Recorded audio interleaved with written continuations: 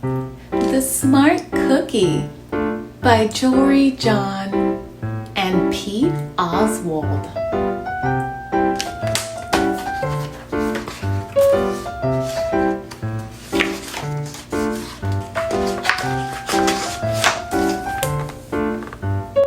Greetings, I'm a cookie.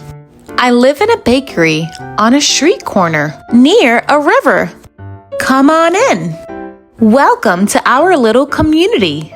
It's a warm and supportive place to spend some time. Pretty fantastic, eh?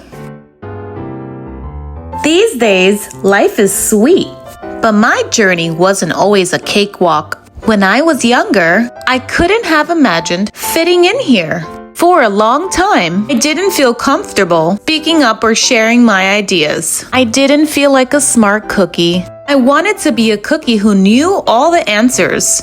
Cookie who felt confident in a group. A cookie who said, "Aha!" when solving a puzzle like this. Aha!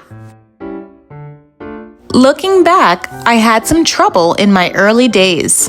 I went to school in a gingerbread house. Our teacher, Miss Biscotti, was kind and patient. When I arrived each morning, she'd wave at me and smile.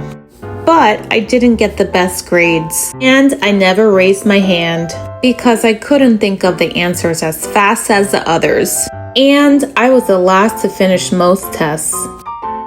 It wasn't because I didn't care, and it wasn't because I didn't try. Sometimes I'd get distracted and mess up, even though I knew the material. Those were the most frustrating moments of all. Once I misspelled the word dough.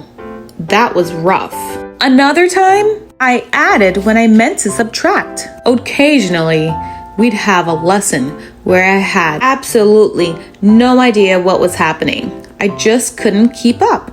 Imagined that my desk was a raft and that I was completely lost at sea, because that's what it felt like. At night, I slept in a cookie jar. I had about 6 dozen roommates. I'd stay awake and stare out the window and worry. And it went this way day after day after day. And something happened that changed everything. It all started with the homework assignment. Miss Biscotti requested our attention one afternoon. "Tonight, I would like you to create something completely original," she announced. "It can be anything you want. Please bring it to class tomorrow."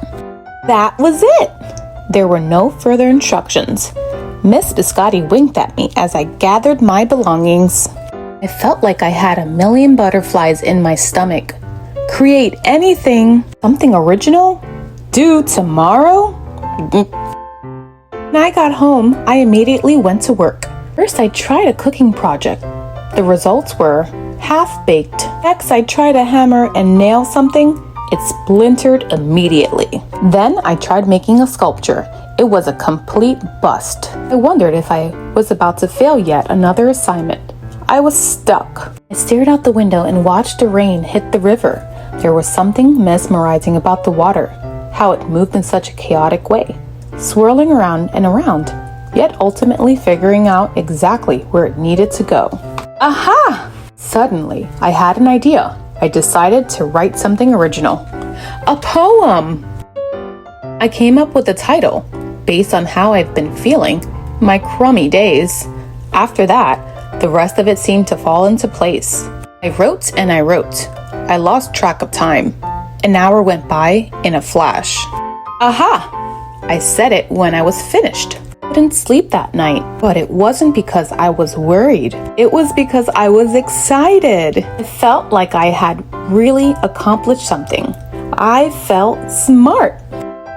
Following day, Miss Biscotti asked for volunteers to share what we created. One kid showed off his original frosting art. Another kid revealed her sprinkle distribution machine. It was neat seeing how everyone was good at such different things. Finally, Miss Biscotti turned to me. "Would you like to share anything?" she asked. Gulp.